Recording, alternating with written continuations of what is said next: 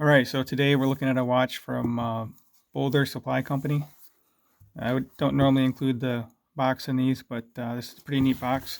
I've not seen a box like this before. Just to open it up and watch will be in there. This is just a warranty card and some other information.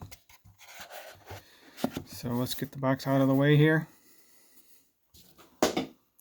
Now this is it's not normally a watch. This is not a watch that I would buy. This is part of a watch tour from Random Rob. At first, I wasn't really interested in getting this watch in, but it's just I never had a bronze watch in hand before, and this thing is kind of crazy looking. I actually like it more than I thought it would. But anyway, this is the BOLDR Odyssey Bronze Serpentine. It's $649 on the BOLDR website. It has a green textured dial here. Let me shine a light on it, see if that helps with the, yeah, you can see the texture there. Kind of looks like green sandpaper. Green sandpaper. So it's pretty neat. It is copper. It is CUSN8 copper, so it will, I'm sorry, bronze. CUSN8 bronze, so it will patina. It is 500 meter water resistant. Has a helium escape valve there. And you can see on the chapter ring, I've not seen a watch like with the chapter ring like this before, but it says on there helium escape valve, triple lock crown. So the crown must have, I don't know if it has 3 O-rings in there or what the triple lock nomenclature is, but it's a huge crown for a huge watch. So it is a 45.5 millimeter case. It has 22 millimeter lug width, so that's the bandwidth here, and it is 52 millimeter lug to lug. This is this big watch. I have a couple watches here we can compare it with in a moment here. It has 120 click bezel in bronze with Swiss old radium super luminova. The bezel is kind of tinny. It's got a bit of play to it as well. You can see that or not. It just doesn't sound very good either. This watch may be rated to 500 meter, but I don't think actual divers will be using this. For one, I'm sure it's not ISO certified to that because it doesn't have the tick marks on the bezel for every minute. And also, you'll see when I turn off the lights, you'll see a neat trick with this bezel here. Another thing I don't really like is the circle. It's not as defined, where that is pointing, what hash mark that's pointing at.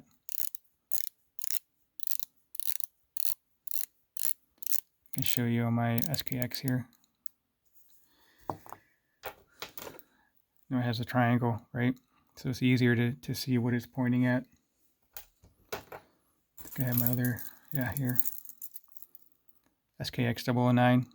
This is an actual 200 divers 200 meter certified watch. It's ISO certified for 200 meter. Anyway, got off track there. The dial and the hands also have the Swiss old radium super luminova. It is a double dome sapphire crystal with AR on the underside. It has a custom leather strap with bronze buckle. There's a bronze buckle, and that will patina as well, actually.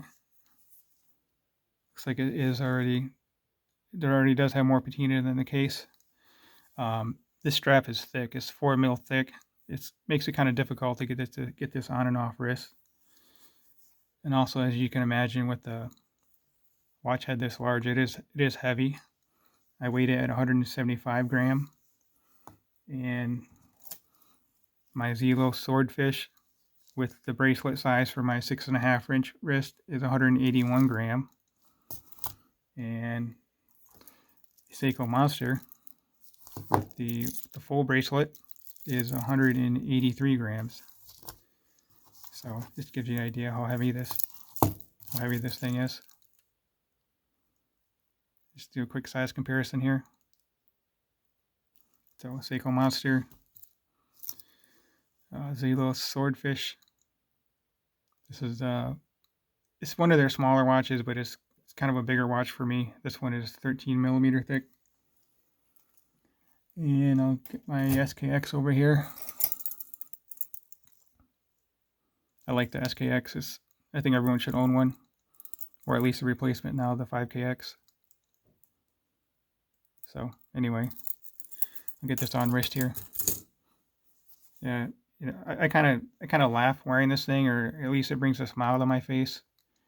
This might be a nice watch for, I don't know, hanging out on the weekends, or whatever, going to a party or something, I guess. So anyway, let's get it on wrist here.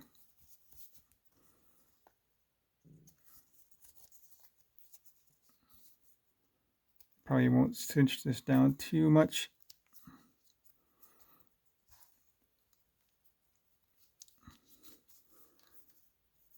The green leather strap is a nice touch. So here it is on my 6.5 inch wrist. I'll stand up here and try and give you a shot from the back side.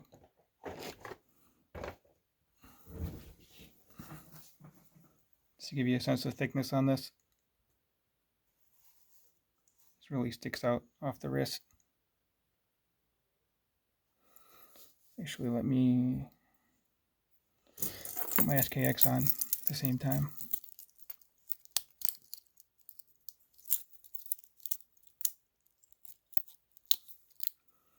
SKX is 13 millimeter thick.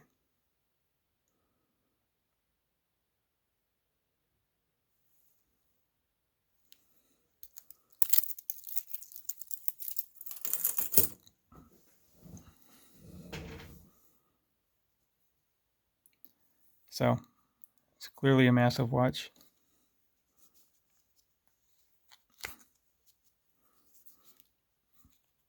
Kind of see what I'm saying, talking about with getting this off wrist.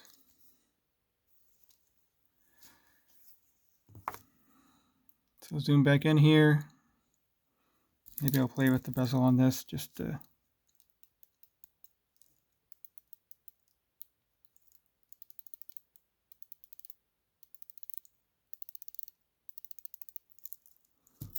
I'll listen to this one.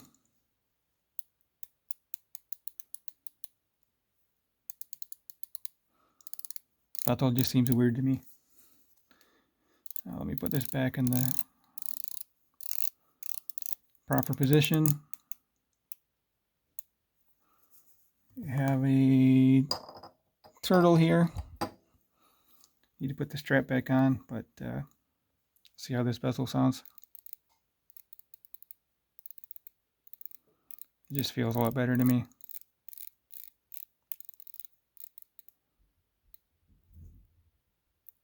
Although it doesn't exactly line up, but what do you expect with Seiko? Let's do a loom shot here and we'll close it out. That's not going to work out too well. Bring the SKX in.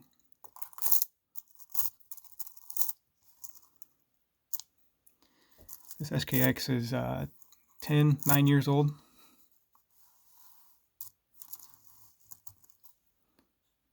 I'll zoom in here and close that with a loom shot.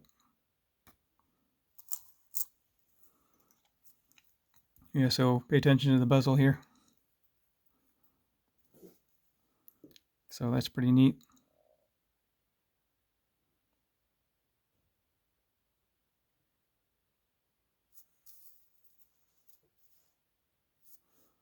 Actually, speaking of the bezel,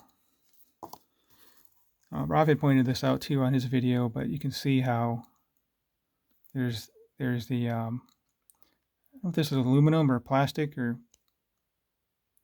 I don't know what this is made out of, maybe plastic, but you can see how the these indices just kind of pop out of here. I'm not sure how they did that.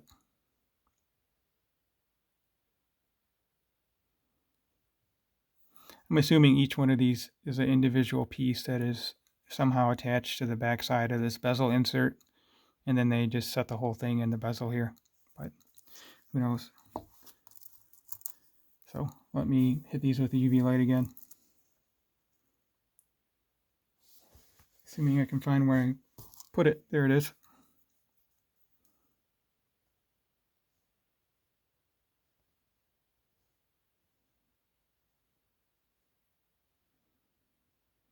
It's probably good enough.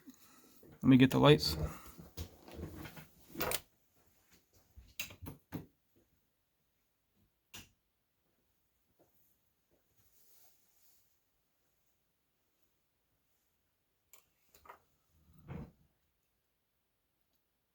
So it looks a little more yellow than the Seiko Luma Bright.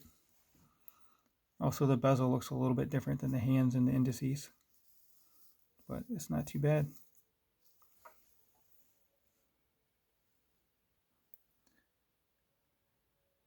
It does look about the same brightness to the Seikos in real life here.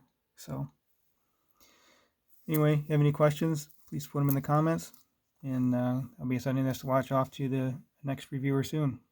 Thanks for watching. Talk to you later.